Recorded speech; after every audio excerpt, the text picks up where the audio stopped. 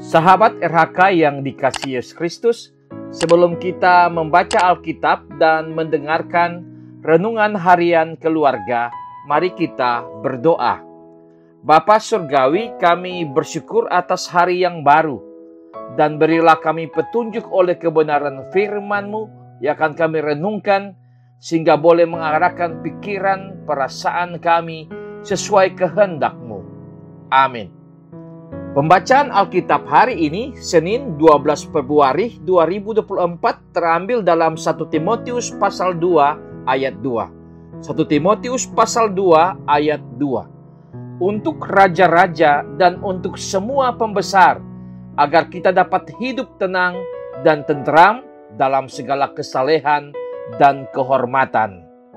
Judul RHK kali ini, berdoa untuk penguasa. Keluarga Kristen yang dikasihi dan diberkati Tuhan Yesus. Gereja yang adalah persekutuan orang-orang percaya hidup dan dihadirkan di dalam dunia, bukan hidup hanya untuk dirinya sendiri. Sebab di mana kita hidup dan ada, kita selalu terhubung dengan kehidupan orang lain. Dan kita juga harus menyadari bahwa sebagai bagian integral dari suatu masyarakat, kita dipimpin oleh pemerintah yang dalam pembacaan hari ini disebut Paulus sebagai raja dan pembesar. Bagi mereka inilah kita harus berdoa kepada Tuhan Allah agar mereka diberi hikmat olehnya, supaya mereka dapat menjalani tugas pemerintahannya dengan baik dan bertanggung jawab, agar semua orang termasuk kita sebagai warga gereja dapat hidup dengan tenang, aman, tentram, dan damai.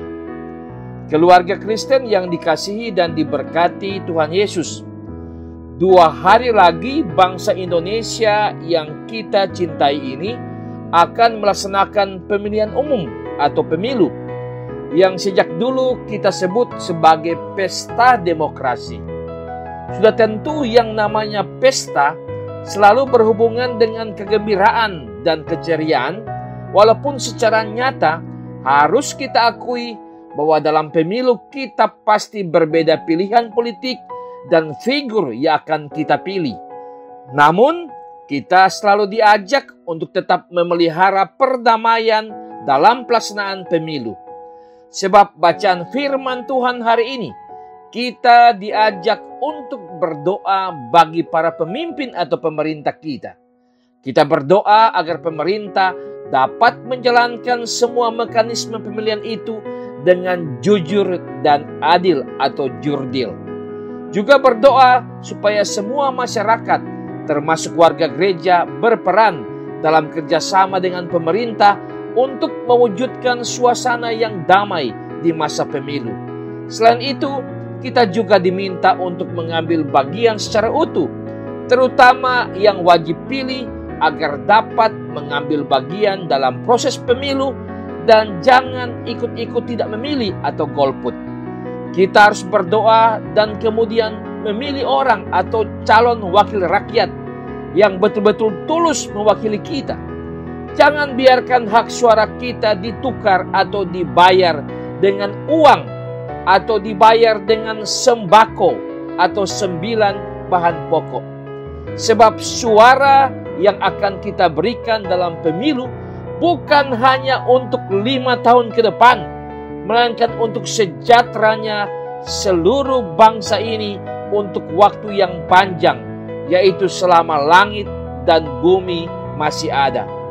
Sebagai keluarga Kristen, marilah kita menjadikan hidup sebagai bagian dari perwujudan rencana kasih setia Tuhan Allah untuk membawa bangsa Indonesia menjadi bangsa yang diberkati, sejahtera, dan menghadirkan ketentraman bagi seluruh rakyatnya.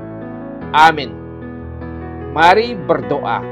Ya Tuhan Allah, berilah hikmat kepada pemerintah bangsa Indonesia agar mereka dapat mewujudkan kedamaian dan ketentraman. Dan tuntunlah kami untuk mengambil bagian sebagai orang percaya dalam pelaksanaan pemilu nanti. Amin.